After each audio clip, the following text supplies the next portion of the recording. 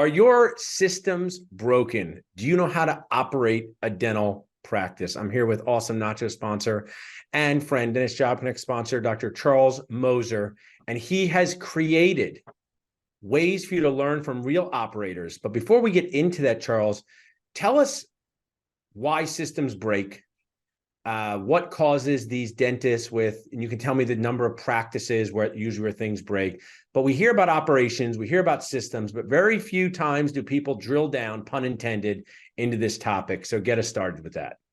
Yeah, Paul, first of all, it's great to be here. Great to see you again. Hook 'em horns and go Cowboys. I know that Really was rubbing it in. I Okay, know, but, right? but I Well, just want to good. remember the Cowboys haven't won a Super Bowl since Facebook was invented. That's my joke. Yeah, So I know since the Roman days.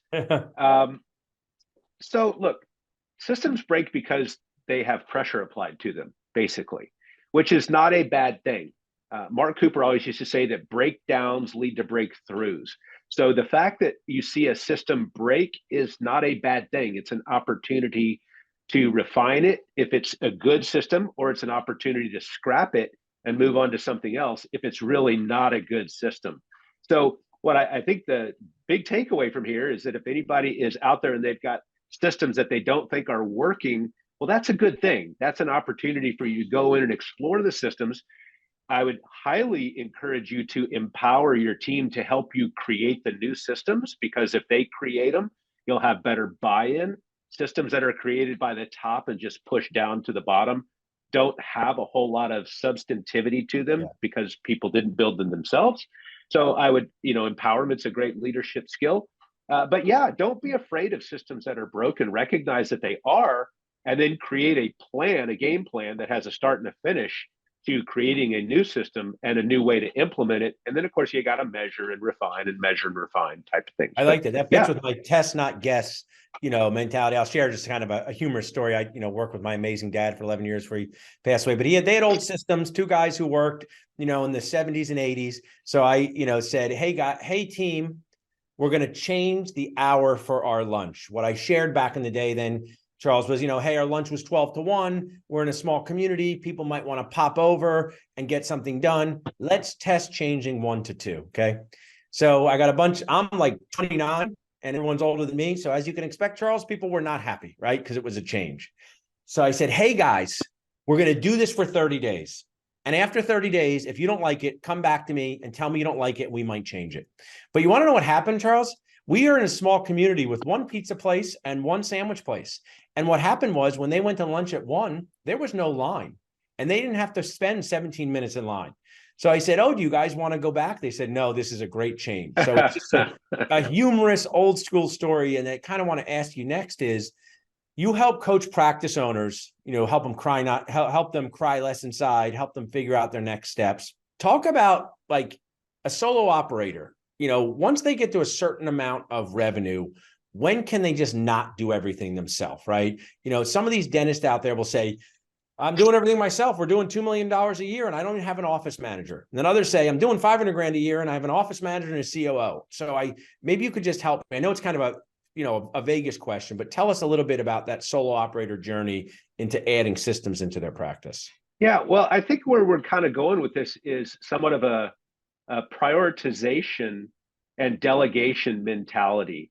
And some people have it from the get-go. Some people might even say that I'm just lazy, so I let everybody else do it. I hope that's not exactly the truth, but I get that mentality. I didn't like to do everything, so I really was happy to delegate because, frankly, I was a really good clinician, but that's all I knew. So to try to get involved in understanding insurance verification or the collections process from more than a 30,000-foot view was not a good use of my time. So it was easy for me to back out of those things. But I think the question that every leader, no matter how many offices, how much revenue you're doing, because the goal is to grow, right? Everybody's looking to grow, whether it be same store sales or getting more stores. The question that you should be asking yourself is, am I the only one? And be honest with yourself. Am I the only one that can be handling this particular situation that I'm handling right now? And if the answer is no, then you should consider allowing someone else to do it. I That's love the that. first question. I love that Yeah. tip. I was in my dental practice yesterday. I call it a dental circus where the animals don't try to eat you, just slowly annoy you to death. Why does the giraffe get off on Christmas Eve, things like that? And dental offices are fun and chaotic. And you're sitting there thinking, can someone else do this job? Because if they can, I can do another job that only I can do. And there are things that only dental practice owners can do, whether it has to do with confidentiality, Charles, whether it has to do with big picture planning, whether it has to do with discussions with the advisors. One thing I think dental students don't realize is, and I didn't realize is, when you're a dental practice owner, how many advisors do you need to deal with each day? And I mean, it's more than I ever thought. And it could be from attorneys, it could be from accountants. So if you can give up figuring out how to do insurance, what can you give up? And then I found this, Charles, does your team usually actually wind up doing it better than you anyway? Oh, for sure. Yeah. For sure. Now, that's not the perception by a lot of you owners out there, but the reality of it is absolutely they're better at it than you are. And then the third part of that is who cares if they're not? If they do it 80% as good as you would do it, believe me, that's sufficient for your organization. Trust me on that one. So, and then the other big question that I would have people ask is, so let's say that you're doing something that someone else can do. If it brings you a lot of joy in doing it, then do it. Yeah. I have become a Canva addict. Okay. I do not like marketing, but I do like playing around in Canva. Cool. So it's not something that I necessarily need to be doing, but it's fun. And I'm not about to remove things in my life that are fun. There are way too few of those, right? So, and I would ask you or challenge you, because you're a coach, and I know coaches have coaches. Probably if you had a coach, they'd say, that's cool, Charles, for Canva, but you can't have 10 Canvas, right? You can't have 10 things that you like to do, because now you become a micromanaging maniac. So I think that I love that. You happen to like Canva, and maybe that is something you do, but if you have too many of those Canvas, you'd be the bottleneck of your own organization. Yeah, but I kind of view it as it's almost like a hobby, right? I guess if I was like painting, or writing music, that's the way I view Canva. For me, is it's just kind of a fun thing to do. So yeah, if you are the only one that can be doing it, you should do it. If it brings you joy, you should do it. Otherwise, man, I mean, empower people. There's so many team members out there that are begging for more to do that'll put them in a position to be creative. Give them those opportunities. I love that message. I want to kind of go to next. So you're creating a learning opportunity in person around operations. You say the ham and eggs of running. What is your inspiration? When people go to these events done by you, what are they going to learn? Why have you created it? Who's going to be there? So I've done this because I don't have enough stress in my life. And I figured I would put on a live event because I needed a little more stress in my life. And it's working. It's working quite nicely. Paul, you know this, there are so many great meetings out there. There are some really great meetings that everyone should absolutely attend. I'm promoting myself today, so I'm not going to name the names of those other meetings, but you know who they are. And I would absolutely encourage people to go to them. If you want to meet people, if you want to know what's going on with the state of the DSO world, there are great meetings to go to. Now, where are the meetings that will take your team and really offer you? And I am committed to creating an event that will offer people an opportunity to transform their team into a culture-rich, leadership-desiring, operational executor of a team. That's what we're creating, is a truly transformative event where our partners, vendor partners, will be at the front of the room teaching, not soliciting, teaching information alongside of our amazing presenters that'll be teaching operational skills, because that's not me. I'm not the operational guru, but we will have operational experts working with our partners to teach operational skills from perspectives that people have never seen before. I love that, because that's we friendly joke about these football teams, and that's the secret sauce that gets people to the next level. That the visionary CEO who's always trying to buy another practice or create some opportunity for growth. They need to have the operations people running next to them. And oftentimes those, I found in even my own organizations, they can come into conflict. And a lot of times it's the leader's fault. I mean, they want Oh, to do X, Y, and Z, but they don't give the team the tools to do X, Y, and Z. And then sometimes they get mad they can't do X, Y, and Z. So I think, tell me about who should be sitting in that room: a solo practice owner, multiple practice owner, group practice. Tell me who should be sitting there. yeah. So I think that really our target market would be solo practitioners up to, say, groups of 15. If you're bigger than 15-ish, or let's just say 20 million in revenue, Gotcha. then chances are you've probably got somebody on your team that's already doing what we're going to do. But I would suggest you send them, you know, to kind of, it's that keep your friends close and your enemies closer type Yeah. of thing. So I love that. I mean, Uh, it's for one to 15 locations, which yeah, encompasses the majority. This is now, I want to talk about the details of this event. When is it? February 8th and 9th at the Vesper Institute in Cincinnati, Ohio. The weather Awesome. should be outstanding. We're having a special ticketed Thursday night dinner with a special speaker that is already on paper and will be announced after the first of the year, as well as all of our speakers will be announced after the first of the year. Awesome. And So so, yeah, February 8th, 9th, 8th, February 8th, 9th 9th. in Yeah. Cincinnati, Ohio.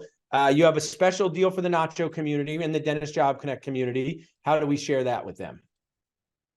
I'm sorry, say that one more time. I said, I think my team, if they reach out to my team, can they get special TLC from the Job Connect team and signing up? Can they, because dentists, they love a deal. So any deals for the Dentist Absolutely. Job So Connect team? your team has a offer code. I believe it's CM Friends is the offer code for $100 off, and they can use that on every registration, not just theirs, but every registration. Uh, I, Paul, this is somewhat of a flaw of mine, and perhaps a lot of dentists out there. We would give it all away for free if we could, you Yeah, know. And I am so I'm excited about after the first of the year because I've got some ideas for some Canva posts, I like that.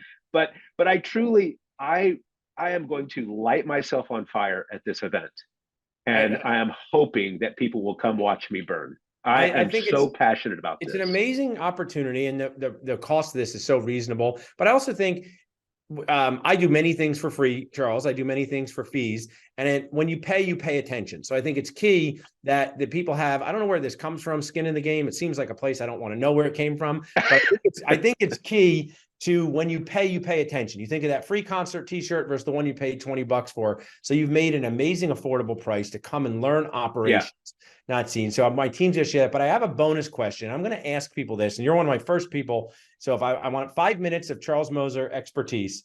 So people Okay. say, should someone go to dental school? Okay. Should they take out the debt? Is it worth it? And us dental people are very split on this. There are people who say, I would go to dental school if it was $1 million. There are people who would say, I wouldn't go again if people paid me $1 million. That's not your question. Okay. I want Okay. to help the older people. So I'm going to role model this. My name is Dr. Guac. I have a practice that does $2 million. I'm a solo GP. I'm 55 years old. My EBITDA is $400,000. Charles, tell me the pros and cons of selling to a DSO or keeping it and growing it myself.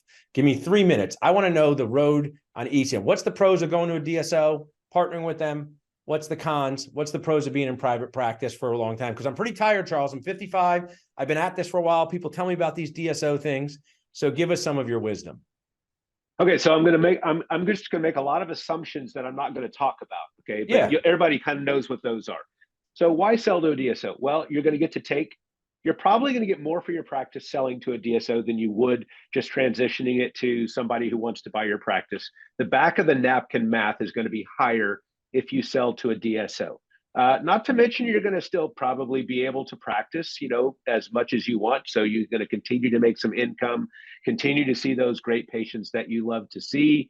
You'll probably get to remove a lot of those things that you shouldn't be doing. Yeah. They're going to insist that you not do those, which again, that could be easy for you. It could be hard for you.